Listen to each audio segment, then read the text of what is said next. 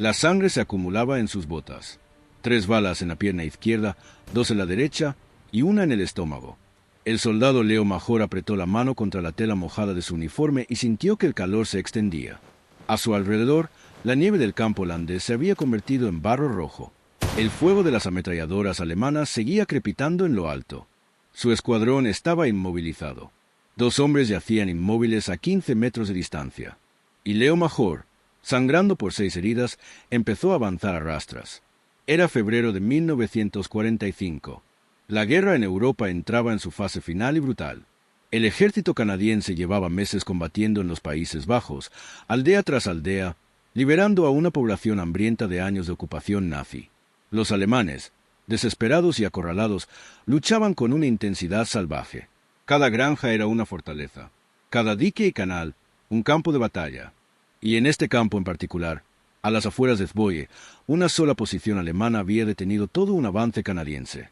Leo Major tenía 24 años, franco-canadiense de Montreal. Había crecido en la pobreza, de esas que aprenden a luchar antes de aprender a leer bien. Pequeño, fibroso, intenso. Un ojo cubierto por un parche. Lo había perdido por una granada de fósforo en Normandía. Se negó a ser evacuado y se mantuvo en la lucha. Sus comandantes lo consideraban imprudente. Sus compañeros lo consideraban loco. Ambos tenían razón.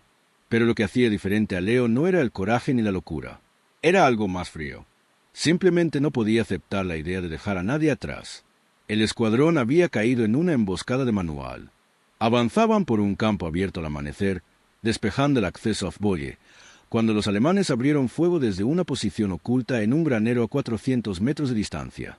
Ametralladora MG-42. 1200 disparos por minuto. El sonido era como el de una tela rasgándose, increíblemente rápido. La primera ráfaga abatió al explorador líder al instante. La segunda ráfaga alcanzó al cabo. El resto del escuadrón se agachó para cubrirse en una acequia poco profunda que apenas ofrecía protección. Y Leo, al moverse para poner a salvo a un hombre herido, recibió la primera bala en el muslo izquierdo. No gritó. Fue lo primero que notaron los demás. Gruñó, se tambaleó y siguió adelante. Arrastró al soldado herido hasta la zanja. Entonces la segunda bala lo alcanzó, en la misma pierna, más abajo. Luego la tercera. Su pierna se dobló. Rodó hasta la zanja. La sangre ya le empapaba los pantalones. El hombre herido a su lado estaba inconsciente, con un disparo en el estómago, moribundo. El resto del escuadrón, 8 hombres, se aplastó contra la tierra helada mientras las balas silbaban sobre sus cabezas. La posición alemana los tenía perfectamente acorralados. Cualquiera que se moviera recibía fuego inmediato. Estaban atascados. El operador de radio intentó pedir apoyo de artillería, pero la radio había sido alcanzada por la ráfaga inicial. Un soldado intentó devolver el fuego con su fusil y recibió una bala en el hombro antes de siquiera poder apuntar. El pánico comenzaba a apoderarse de ellos. Morirían en esa zanja, uno a uno, a menos que algo cambiara. Leo Major sacó un vendaje de su cinturón. Le temblaban las manos, no de miedo, sino de conmoción. Pérdida de sangre. Se ató el vendaje con fuerza alrededor del muslo izquierdo, tiró del asta jadear y lo aseguró. La hemorragia disminuyó, pero no se detuvo. Sentía el latido de su corazón latiendo con fuerza en la herida. Cada pulso bombeaba más sangre.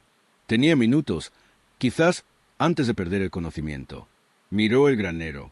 400 metros.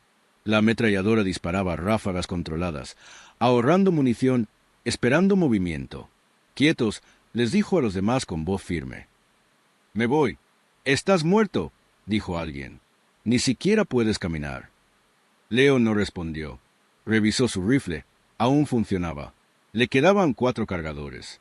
60 balas. Sacó una jeringa de morfina de su botiquín. Le quitó la tapa de un mordisco. Se la clavó en el muslo y apretó. La droga le afectó en segundos. Calor. Distancia. El dolor se convirtió en algo que le sucedía a otra persona. Respiró hondo. Luego salió rodando de la zanja y empezó a arrastrarse hacia el granero. La ametralladora abrió fuego de inmediato. Las balas pasaron zumbando junto a su cabeza, levantando tierra a centímetros de su cuerpo. Se movió en ráfagas cortas, gatear 3 metros, quedarse inmóvil, gatear de nuevo, aprovechando las ligeras ondulaciones del campo para cubrirse. La nieve ayudaba. Lo hacía más difícil ver, más difícil de rastrear. pero cada movimiento le provocaba un dolor renovado que le recorría las piernas a pesar de la morfina. Dejó un rastro de sangre tras de sí, una línea oscura en la nieve blanca. 50 metros. El tiroteo se intensificó. Lo habían visto. Una segunda posición alemana se abrió desde un ángulo diferente. Fusiles, no ametralladoras. Las balas le pasaron por la cabeza. Una impactó tan cerca que le salpicó tierra congelada en la cara. Se agachó, esperó a que pasara la ráfaga y siguió arrastrándose. Sus piernas ya no le servían. Se impulsaba hacia adelante con los brazos, arrastrando el cuerpo como un animal herido. 100 metros. Una bala le atravesó el hombro derecho. El impacto lo hizo caer de espaldas.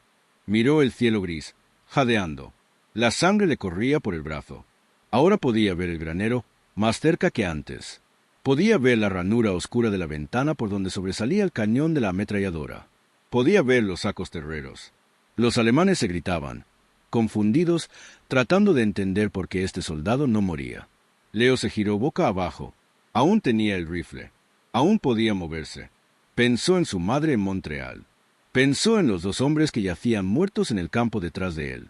Pensó en el pelotón en la zanja, esperando la muerte. Entonces dejó de pensar y empezó a gatear de nuevo. Otra bala lo alcanzó, en el brazo izquierdo, atravesándole el bíceps. Luego otra, en el lado derecho, justo debajo de las costillas. La morfina estaba perdiendo su efecto. El dolor regresó. Su visión se nubló. Sentía un sabor a cobre. Sangre en la boca. Se estaba ahogando en ella. Pero el granero ya estaba cerca. Muy cerca. 200 metros. Leo Mayor había recibido 9 disparos. Su cuerpo se debilitaba por etapas. Primero las piernas, inútiles y arrastradas. Luego los brazos, debilitándose a cada metro. Ahora su visión se estrechaba, reduciéndose a un pequeño círculo de claridad rodeado de niebla gris. Pérdida de sangre. Conmoción. El cuerpo humano tiene límites, y él los había superado. Pero su mente, agudizada por la morfina, la adrenalina y algo más fuerte que ambos, seguía fija en un único objetivo: llegar a ese granero, destruir el arma, salvar al escuadrón. Los alemanes gritaban más fuerte ahora. Podía oírlos con claridad a pesar del zumbido en sus oídos. Había confusión en sus voces, incluso miedo. Así no era como se comportaban los hombres.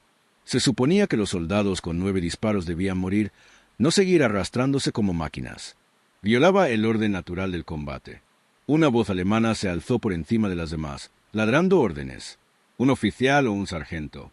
La ametralladora se quedó en silencio por un momento. Cambiar de cinturón, pensó Leo, o reposicionarse. Aprovechó el silencio para arrastrarse 15 metros más. Entonces el arma volvió a disparar. Esta vez no disparaban ráfagas. Estaban regando el campo, barriendo de izquierda a derecha, intentando saturar la zona. Fuego desesperado. Leo se hundió en una pequeña depresión en el suelo, apenas un palmo de profundidad, pero suficiente.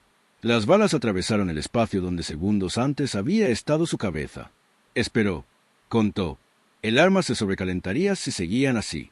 La doctrina estándar decía disparar en ráfagas para proteger el cañón.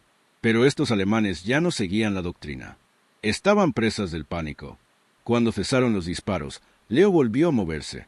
20 metros. 15. Ahora veía sacos terreros individuales. Veía las siluetas oscuras de hombres tras ellos. 3 soldados, uno con la ametralladora, 2 con fusiles cubriendo los flancos. El granero estaba medio derrumbado, con el techo hundido por la artillería anterior. La posición alemana era rudimentaria pero efectiva. Buenos campos de tiro, cobertura sólida, posicionada para controlar todo el acceso a Azboye. Tomarla con un pelotón completo habría sido difícil. Tomarla solo, con 9 disparos, era imposible. Leo Mayor sacó una granada de su red. Tenía los dedos entumecidos. Le tomó 3 intentos agarrar el seguro.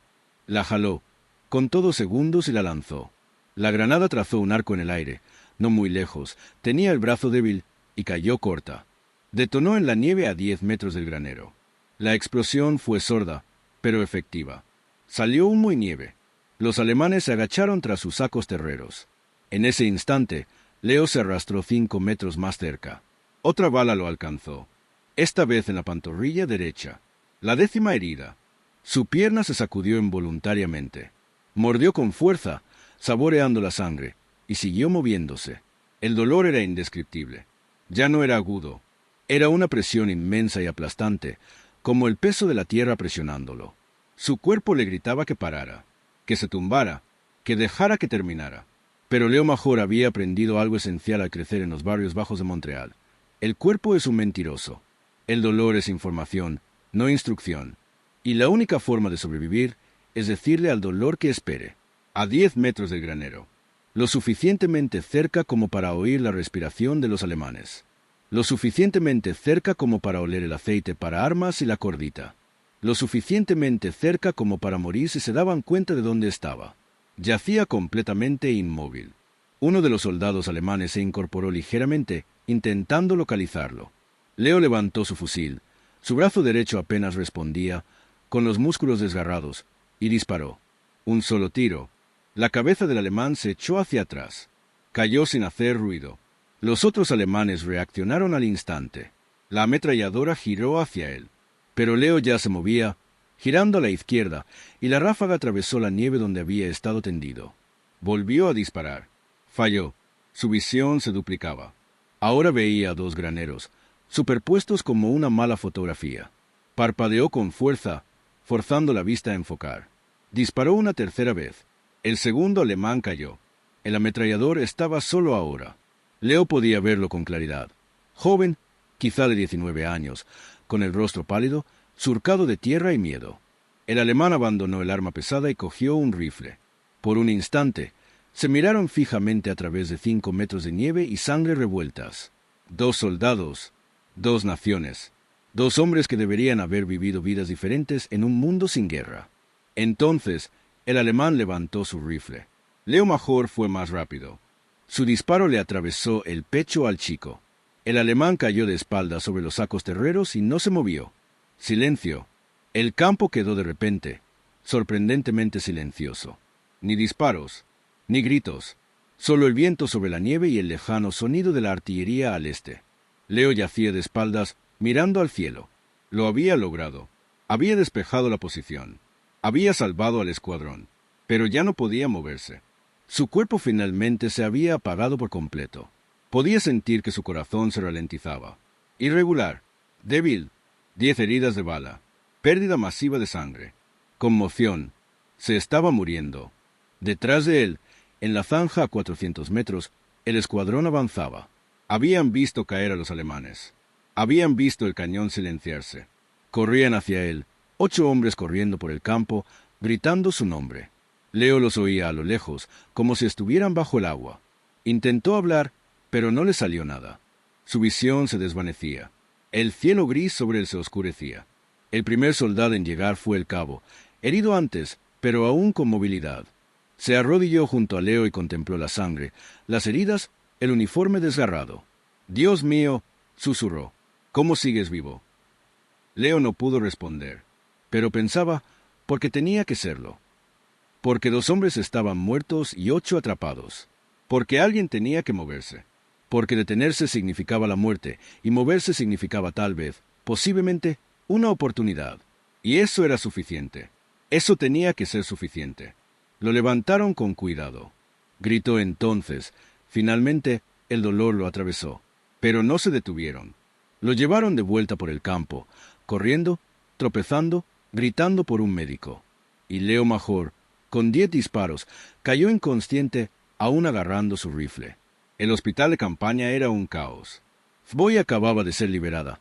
El propio Leo Major lideraría la operación días después, capturando la ciudad él solo en una hazaña que se convertiría en leyenda. Pero ahora mismo, en ese preciso instante, la tienda médica estaba repleta de bajas de una docena de combates diferentes. Médicos y enfermeras se movían entre las camillas en una confusión de delantales empapados de sangre y voces apremiantes. El aire olía a éter, gangrena y muerte. Y en una camilla en un rincón, apenas consciente, Leo Major se desangraba. El médico que lo examinó era un capitán de Toronto. Experimentado. Tranquilo. Había visto todo lo que la guerra podía hacerle a un cuerpo humano. Pero cuando le cortó el uniforme a Leo y vio las heridas, se detuvo. Las contó. Volvió a contar. 11 heridas de entrada, le dijo en voz baja a la enfermera. 2 de punta a punta. 9 balas aún dentro. Piernas, brazos, torso, hombro. Debería estar muerto. Pero no lo es, dijo la enfermera. No, coincidió el médico. No lo es. Lo atendieron durante 6 horas. Extrajeron balas, repararon arterias, cosieron músculos desgarrados, transfundieron sangre, pinta tras pinta, más de la que su cuerpo debería haber podido contener. 2 veces se le paró el corazón. 2 veces lo reanimaron. Para cuando terminaron, las manos del médico temblaban de agotamiento. Leo Major había sobrevivido a la cirugía. Apenas, pero el pronóstico era claro. Incluso si vivía, nunca volvería a caminar bien. Nunca volvería a luchar. La guerra, para él, había terminado. Excepto que Leo Major no creía en el pronóstico. Despertó 3 días después en una cama de hospital en Bruselas. Un vapor de morfina. Paredes blancas. Olor a desinfectante. Tenía todo el cuerpo vendado. Cuando intentó mover las piernas, no pasó nada. El pánico lo invadió, frío y agudo. Pero una enfermera llegó de inmediato, hablándole en francés, para tranquilizarlo. «¿Estás vivo?», dijo. «Estás a salvo. Los médicos te salvaron». «Mis piernas», susurró Leo. «Muy dañados», dijo. «Pero siguen ahí. Te dispararon 17 veces en total». 17. El número no tenía sentido. Recordaba 11, pero la enfermera le explicó. Se habían encontrado 6 balas más durante la cirugía que ni siquiera había sentido. Heridas superficiales en la espalda y el costado, disimuladas por el trauma más profundo. 17 heridas de bala en un solo enfrentamiento. Un récord, dijeron los médicos. Nadie sobrevivió a eso. Pero Leo Major no era nadie. La recuperación fue una agonía. Peor que la batalla. Peor que las balas. La fisioterapia significó reaprender a mover las extremidades destrozadas por el metal y cosidas. Cada sesión era una tortura. Sus piernas no funcionaban bien. Los músculos se habían desgarrado y habían sanado mal. Caminaba como una marioneta rota, tambaleándose y tropezando. Los médicos le dijeron que lo aceptara. Le dijeron que había hecho su parte. Le dijeron que se fuera a casa con honor. Leo les dijo que regresaría a su unidad. Pensaron que bromeaba, o que deliraba, o que sufría neurosis de guerra. Pero 6 semanas después, en contra de todas las recomendaciones médicas, Leo Major se dio de alta del hospital. Apenas podía caminar. Su brazo derecho tenía movilidad limitada. Sufría un dolor constante. Pero regresó al frente canadiense y se presentó al servicio. Su comandante lo miró con incredulidad. «Deberías estar en silla de ruedas», dijo el oficial. «¿Puedo pelear?», respondió Leo. «¿Puede?». Leo tomó su rifle, ahora zurdo, con el brazo derecho demasiado dañado para disparar con precisión, y lo desarmó en 30 segundos. Lo volvió a armar en 25. Cargó un cargador. Disparó en seco a un blanco imaginario. El oficial observó en silencio. Finalmente, asintió. «¿Está loco, mayor?». «Sí, señor». «Bienvenido de nuevo».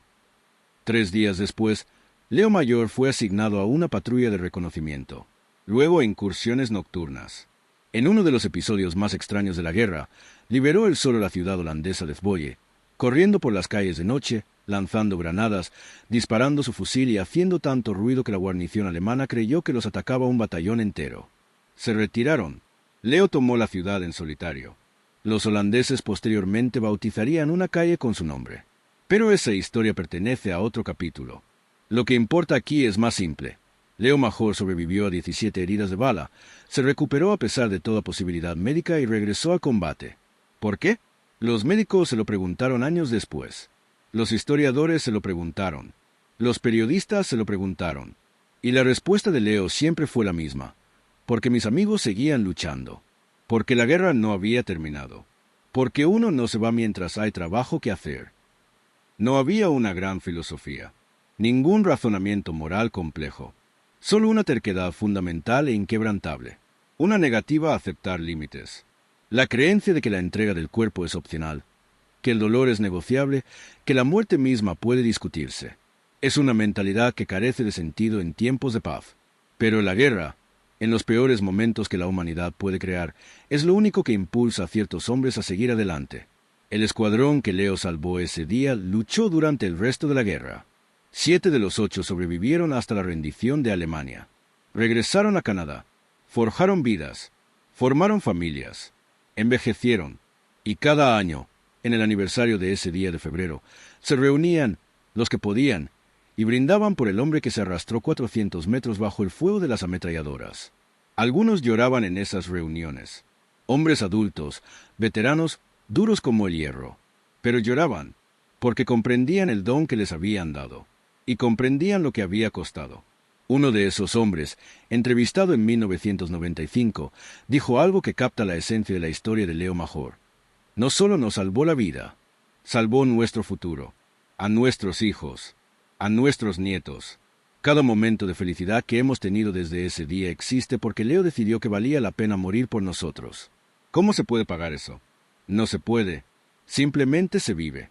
Se vive lo mejor que se puede. Y se recuerda. Esa es la verdadera medida de las acciones de Leo Major. No las medallas, las menciones ni el historial, sino las vidas que continuaron. Después de la guerra, Leo Major regresó a Canadá. Trabajó como instalador de tuberías. Formó una familia. Vivió tranquilamente en Montreal, la misma ciudad donde creció luchando en las calles. No hablaba mucho de esbolle. No hablaba de las 17 balas. No hablaba de arrastrarse 400 metros mientras se desangraba. Cuando la gente le preguntaba, se encogía de hombros. Hice lo que había que hacer, decía. Luego cambiaba de tema. Pero su cuerpo nunca lo olvidó. Cada invierno, cuando llegaba el frío, las viejas heridas le dolían. Un dolor fantasma de balas extraídas décadas atrás. Artritis en las articulaciones donde metal había destrozado el hueso. Daños en los nervios que le hacían temblar las manos. Caminaba con una cojera pronunciada, con un paso irregular y una pierna ligeramente arrastrada. No podía correr. No podía practicar deportes con sus hijos como quería. Tareas sencillas. Subir escaleras, llevar la compra, levantarse de la cama algunas mañanas, se convertían en batallas. Su cuerpo recordaba aquellas horas en la nieve holandesa, y le hacía pagar, a plazos, los momentos en que lo había forzado al límite. Su esposa lo comprendió. Se casó con él sabiendo que estaba dañado, tanto física como psicológicamente. Vio las pesadillas. Lo vio despertar jadeando, buscando armas que no estaban allí. Vio cómo se estremecía ante los ruidos fuertes o cómo escrutaba cada habitación en busca de salidas. Aprendió a no despertarlo de repente. Aprendió qué temas evitar. Aprendió a reconocer los días oscuros en los que el pasado se volvía más real que el presente. Y lo amaba de todos modos. No a pesar del daño, sino incluyéndolo. Porque el hombre que se arrastró entre el fuego de las ametralladoras para salvar a sus amigos era el mismo hombre que la abrazaba por la noche y enseñaba a sus hijos a ser valientes y amables. Leo no se consideraba un héroe. Esa palabra lo incomodaba. Había visto héroes de verdad, decía. Hombres que habían muerto salvando a otros. Hombres que se habían lanzado sobre granadas. Hombres que se habían quedado atrás para que sus amigos pudieran escapar. Esos eran héroes. Él simplemente era testarudo. Demasiado tonto para saber cuándo rendirse. Simplemente alguien que no podía aceptar dejar a la gente atrás. Cuando los periodistas lo presionaban, y con el paso de los años, lo hicieron cada vez más, a medida que su historia se hacía conocida, se irritaba. ¿Quieres llamarme héroe? Llama héroes a los médicos. Llama héroes a las enfermeras. Llama a los hombres que murieron. Solo soy el que fue demasiado testarudo para morir. Pero los hombres a quienes salvó lo vieron de otra manera. Ellos lo sabían. Lo habían visto arrastrarse 400 metros con las balas atravesándolo. Cargaron su cuerpo ensangrentado por ese campo. Lo visitaron en el hospital y vieron los restos de su cuerpo. Sabían el precio que había pagado. Y para ellos, la palabra héroe no era complicada. Era simple. Leo Major había cambiado su futuro, su salud, su movilidad, su paz, por el de ellos. Eso era heroísmo. Claro e innegable. En 1951 comenzó la Guerra de Corea. Increíblemente, Leo Major se ofreció como voluntario para ir. Tenía 30 años. Aún cojeaba. Aún sufría. Pero cuando Canadá llamó a soldados, respondió. Su esposa le rogó que no lo hiciera. Sus hijos eran pequeños. Su cuerpo ya estaba destrozado. Pero Leo fue de todos modos. Hay trabajo que hacer, dijo. Y eso fue todo. En Corea lo volvió a hacer. Otra guerra, otro enemigo, el mismo mayor Leo. En la batalla de la colina 355, él solo defendió una posición contra toda una compañía china. Mató o hirió docenas. Mantuvo la línea hasta que llegaron refuerzos. Por esa acción, recibió su segunda medalla de conducta distinguida convirtiéndose en el único soldado canadiense en la historia en recibir dos. El único. Cuando le impusieron la medalla, el oficial al mando dijo: «O eres el hombre más valiente que he conocido o el más loco». La respuesta de Leo: «¿No pueden ser ambas cosas?». Pero Corea rompió lo que los alemanes solo habían roto. Para cuando regresó a casa en 1953, Leo Major tenía 32 años y 60. La cojera era peor, el dolor constante. Nuevas heridas se superponían a viejas cicatrices. Su cuerpo lo había dado todo, 2 veces, y ya no le quedaba nada que dar. Se retiró del servicio militar. Regresó a Montreal, de vuelta a la instalación de tuberías, de vuelta a la vida normal. Y esta vez se quedó. Pasaron las décadas. Leo envejeció. Sus hijos crecieron y tuvieron sus propios hijos. Su esposa envejeció a su lado. Observaron cómo cambiaba el mundo. Los años 60, 70, 80, la Guerra Fría, el auge de la tecnología, el lento desvanecimiento de la Segunda Guerra Mundial del recuerdo a la historia. Y durante todo ese tiempo, Leo Major permaneció en silencio. Un hombre pequeño con un parche en el ojo, cojeando y con un pasado que parecía imposible para los pocos que lo conocían. Pero en los Países Bajos lo recordaron. En Zvolle nunca olvidaron al soldado canadiense que liberó su ciudad en solitario. Cada año, el día de la liberación, lo honraban. Le enviaban cartas. Lo invitaban a regresar. Y finalmente, en su vejez, Leo fue. Regresó a Zvolle. Caminó por las calles que había recorrido aquella noche de 1945. Conoció a hombres y mujeres holandeses que entonces eran niños, que recordaban las explosiones, los disparos y el repentino silencio cuando los alemanes huyeron. Le dieron las gracias. Lloraron. Lo llamaron su héroe. Y Leo, incómodo como siempre con la atención, simplemente asintió. «Me alegra que estés libre», dijo. Eso era lo que importaba. Hay una fotografía de esa visita. Leo, de 70 y tantos años, está de pie en la plaza de Zvolle. Ancianos holandeses lo rodean, le estrechan la mano, lo abrazan. Y su rostro, curtido, marcado por las cicatrices, envejecido, revela algo inusual. No orgullo, no satisfacción, sino paz.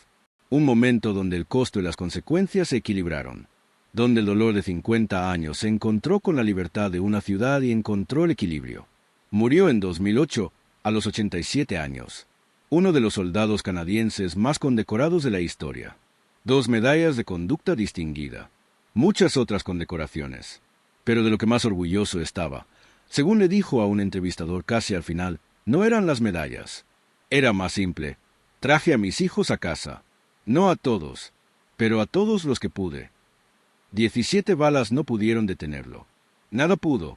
La comunidad médica ha estudiado casos como el de Leo Major durante décadas, intentando comprender los mecanismos de la supervivencia extrema. Lo que han descubierto es fascinante y preocupante a la vez.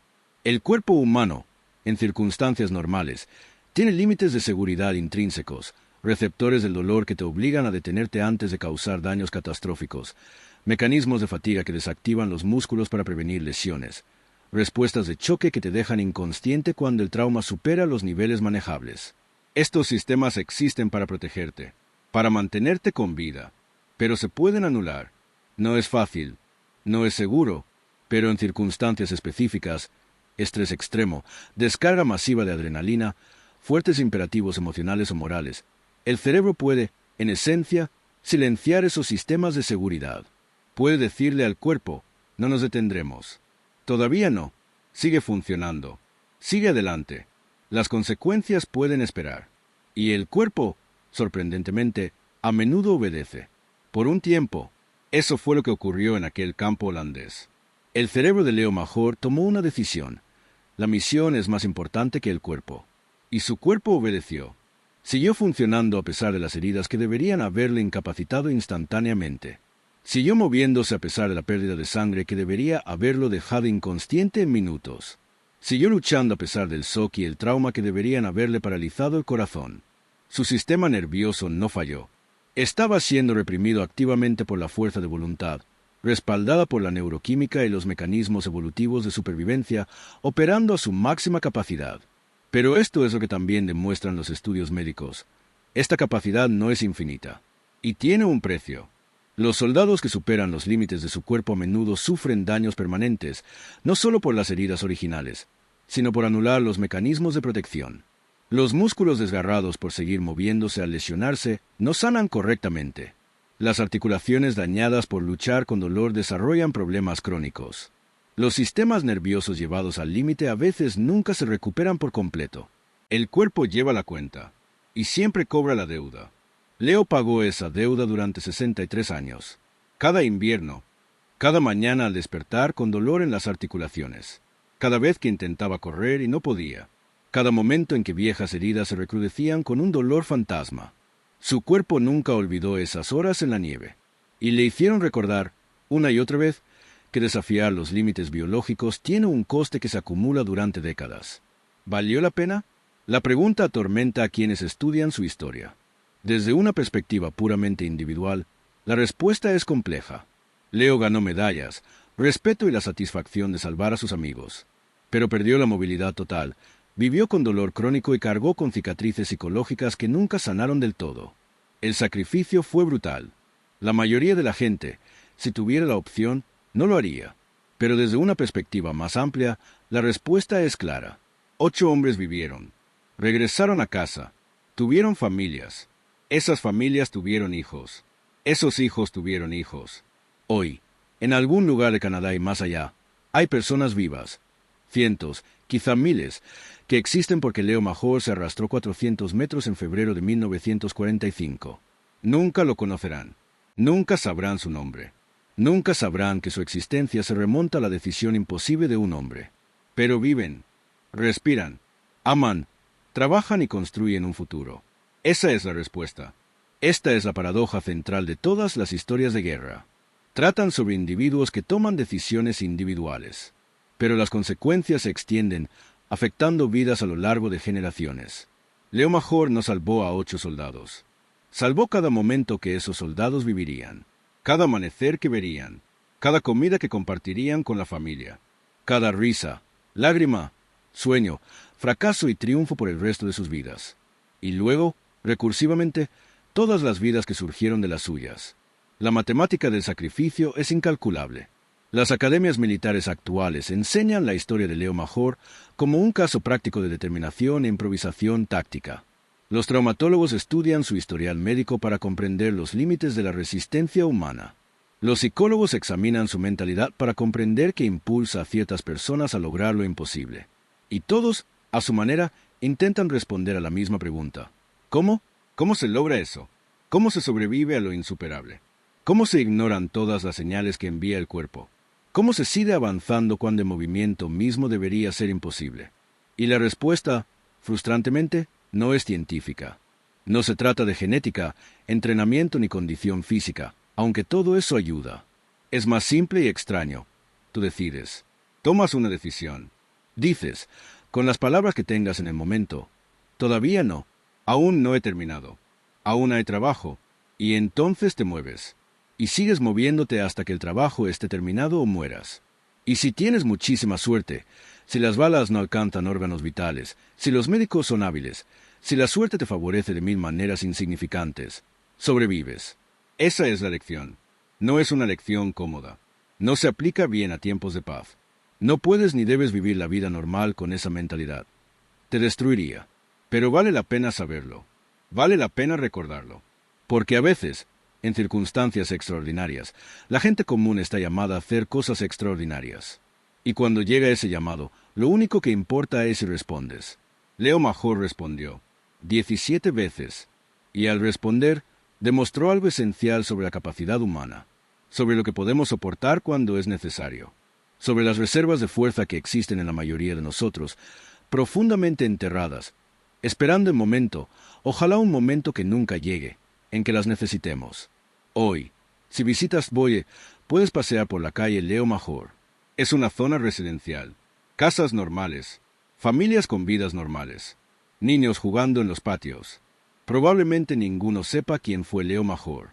No saben que un soldado canadiense luchó solo por las calles de su ciudad para liberarla. No saben de 17 balas y 400 metros de distancia, ni de un hombre que se negó a morir.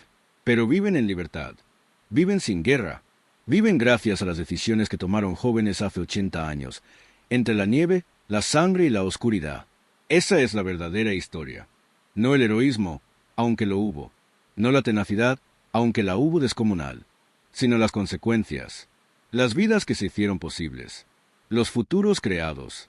Las calles tranquilas donde los niños juegan seguros porque alguien, hace mucho tiempo, decidió que su libertad valía cualquier precio. 17 balas. Un hombre. Una decisión imposible que se hizo posible al negarse a aceptar lo imposible. Suscríbete para más historias como esta. Al final, la historia de Leo Major no trata de balas. Trata de decisiones. Del momento en que tu cuerpo te dice que pares y decides que no tiene voz ni voto. De la delgada línea entre el heroísmo y la locura. Y de cómo, en la guerra, esa línea desaparece por completo. De lo que una persona puede hacer cuando se niega a aceptar la palabra imposible. Los holandeses recuerdan. Cada día de la liberación en Zwolle, depositan flores en la calle Leo Major. Les cuentan a sus hijos sobre el canadiense tuerto que salvó su ciudad. Mantienen viva la memoria porque algunas deudas nunca se pueden pagar, solo honrar. Y el honor, transmitido de generación en generación, se convierte en algo más permanente que los monumentos de bronce o los de mármol. Se convierte en parte de la identidad de una ciudad, parte de su alma. A Leo Major le habría dado vergüenza. No quería que las calles llevaran su nombre. No quería ceremonias ni discursos. Simplemente quería que el pueblo por el que había luchado fuera libre y feliz. Y lo es. Eso le bastaba. Tenía que bastar. Pero para nosotros, al mirar 80 años atrás, la lección es aún más importante. Se trata de reconocer que la gente común, tuberos bajitos y tuertos de Montreal, alberga en su interior la capacidad de actuar de forma extraordinaria. Esa valentía no reside en la ausencia de miedo, sino en la decisión de actuar a pesar de él. Ese heroísmo no consiste en buscar la gloria, sino en hacer lo que hay que hacer, cueste lo que cueste, porque alguien tiene que hacerlo. Leo Major lo entendió, lo vivió, y lo pagó con cada paso que dio por el resto de su vida.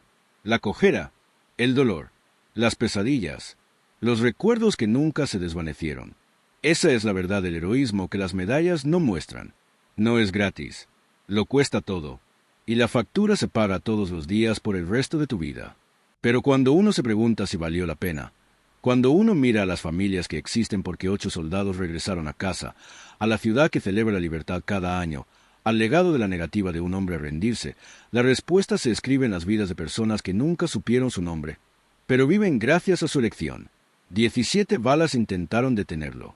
Fracasaron, no porque Leo Major fuera sobrehumano, sino porque era supremamente humano, porque comprendió algo fundamental, que no somos nuestros límites, que el dolor es temporal, pero elegir actuar, elegir seguir adelante incluso cuando todo te grita que pares, esa decisión resuena a través del tiempo. Ese es el regalo que nos dio Leo Major. No es una historia sobre sobrevivir a 17 balazos, sino una prueba de que cuando más importa, cuando hay vidas en juego, la gente común puede lograr cosas imposibles. Solo tenemos que decidir que la misión, sea cual sea, importa más que el costo. 17 balas, 400 metros. Un hombre que se negó a morir hasta terminar su trabajo. Esa es la historia. Esa es la lección. Por eso recordamos. ¿Desde dónde ves esta historia? Comenta abajo.